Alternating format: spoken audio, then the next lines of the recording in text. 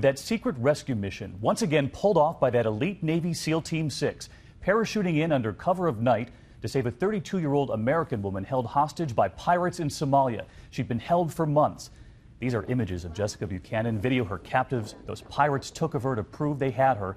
Jessica's family back home fearful she'd never come back.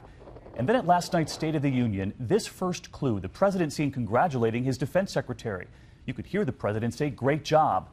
But we now know that even as the president stepped up to that podium last night, the secret mission was still underway. And tonight here, how did the SEALs pull off this high-stakes 50-minute mission? Why go in last night? The situation's so dire they had to get to her. And we take you inside the training that prepares these Navy SEALs for unthinkable rescues like this one. ABC's Martha Raddatz starts us off tonight.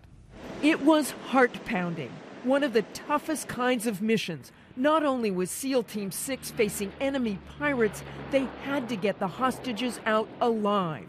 At about 1:40 in the morning Somalia time, 5:40 p.m. in Washington, the SEAL team huddled in dead darkness in the back of a C-130 as it approached the target, a remote encampment in northern Somalia. One by one, the SEALs hurled themselves out of the plane at high altitude, parachuting silently to within a few miles of the hideout. Within minutes after sneaking into the encampment, the SEALs were facing a barrage of gunfire. The SEALs moved quickly, killing all 9 heavily armed kidnappers. And there in the darkness, with explosives littering the compound, were the hostages. 32-year-old Jessica Buchanan and Danish aid worker Paul Thisted, both outside, separated by 30 to 40 yards. At approximately 2:30 a.m. local time, 6:30 p.m. in Washington, the hostages were moved on board Black Hawk helicopters. A few minutes later, at 6:45 p.m. in the White House, the president was preparing for his State of the Union address when he was told the hostages were in U.S. hands and headed for Djibouti. By 8:45 last night, as he walked into the Capitol, the hostages had still not arrived in Djibouti, but cameras caught this moment. President Obama congratulating Secretary of Defense Leon Panetta.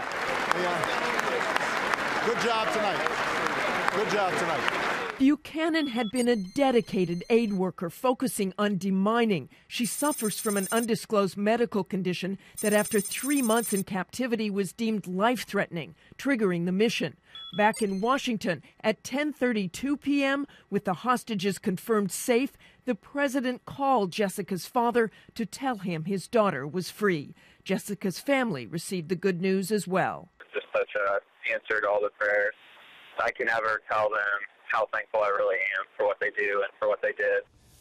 The family hopes to reunite with Jessica in the next day or two after final medical evaluations, but she is said to be doing well, David, considering all that she has been through.